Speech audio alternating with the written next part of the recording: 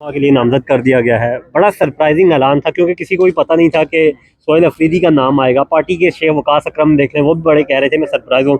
تو آپ کے لیے یہ نام مطلب سن کے سرپرائز ہوئی ہیں آپ بھی؟ دیکھیے، میں تو جتنا پچھلے 1.5 سال سے کے پی گورنمنٹ میں کام کر رہی ہوں، اپنے حلقے میں فنڈز ہمیں بہت کم ملتے تھے، میں نے اس کو ایم پی ایس کو زیادہ ملتے تھے. تو اگر فنڈز کے حساب سے بات کریں تو میں ایک روپیہ مجھے نہیں ملا تھا. میرا پشاور میں سب سے بڑا حلقہ ہے، لیکن سہیل افریدی کے پاس میں اکثر جاتی تھی. وہ منسٹر تھے CNW کے، اور میں یہ کہتی تھی کہ آپ یہ دیکھ لیں کہ یہ سڑکیں برے حال میں ہیں. ٹھیک ہے، ADP میں CM نے فنڈ نہیں دیا، ادھر سے فنڈ نہیں دیا، ادھر نہیں دیا، بٹ یہ لوگ کیا کریں گے، لوگ کہاں جائیں گے؟ تو ان کی میرے ساتھ جو ایٹ لیسٹ یہ انہوں نے نیکی کی.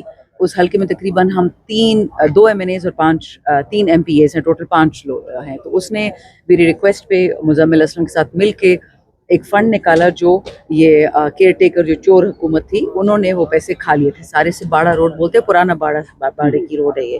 اور وہ لڑکیاں جب جا رہی ہوتی ہیں ڈیلیوری پہ بھی تو ان کی وفات ہو جاتی ہے رستے پہ، وہ اتنا گندا روڈ ہے. تو میرے تو اس سے یہ ایکسپیرینس رہا ہے کہ اس نے بڑی مشکل سے وہ فنڈز نکال کے اس سڑک کو دیے.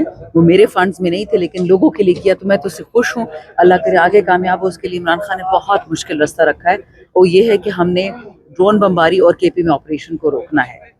تو یہ ایک بہت، ہم انگلش میں کہتے ہیں ویری ٹال آرڈر، اور اس کے ساتھ ہم اس کا ساتھ دیں گے، اس کے ساتھ کھڑے رہیں گے، کیونکہ دہشت گردی اندرون ملک سے ہی ہو رہی ہے اور بمباری بھی اندرون ملک سے ہو رہی ہے. سہیل کو آئی وش ہم لک. اس کو بہت چھوٹی ایج میں بہت بڑی رسپانسبلٹی مل گئی. پاکستان میں خانہ جنگی کو بند کرنا ہے، ایک اور بنگلہ دیش بننے سے روکنا ہے، پاکستان اور خیبر پختونخوا کو اکٹھا رکھنا ہے، ایک یونٹ رکھنا ہے. I wish him the best of luck. Selection commission کی جانب سے آج ایک فیصلہ آیا ہے، تو کیا وہ اثر انداز ہو سکتا ہے اس الیکشن پہ؟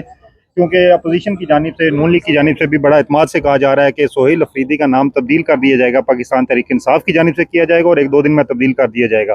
تو کیا کوئی اس بارے میں آپ کیا کہتے ہیں؟ تحریک انصاف کو کوئی حق نہیں ہے کہ جب عمران خان نے آرڈر دے دیا ہے وہ کسی کا بھی نام بدلے. And of story. خان صاحب کا فیصلہ ہے، وی اسٹینڈ بائی اٹ. رہی الیکشن کمیشن، وہ تو ان کی گھر کی لونڈی ہے، نون کی اور پیپل کی. یہ جو کہتے ہیں وہ کہتے ہیں الٹے کھڑے ہو جاؤ، نیچے کھڑے ہو جاؤ، سیدھے کھڑے ہو جاؤ، سلوٹ مارو، نیچے لیٹ جاؤ، ٹامی بن جاؤ. تو الیکشن کمیشن کی تو یہ حالت بن گئی ہے. تو ٹھیک ہے، کرنا ہے جو کر لیں. میم، آزاد ہونے کے بعد اب ان لوگوں کو مطلب ایک طرح کی ایک ریلیف دے دیا گیا ہے کہ آپ فلور کراسنگ کر سکتے ہیں. تو اگر یہ سب ہوا تو پھر حکومت کیسے بنے گی آپ لوگوں بیٹا، کی؟ 27ویں ترمیم کی یہ بات ہے، یہ CM کی بننے کی بات نہیں ہے. پلیز اپنا نشانہ سیدھا رکھیں. بڑے بڑے لوگ پاکستان واپس آئے بڑے عرصے بعد 27ویں ترمیم کے لیے، مزید پیسہ کمانے کے لیے. اشارہ ادھر ہے. 27ویں ترمیم ان لوگوں نے کرنی ہے.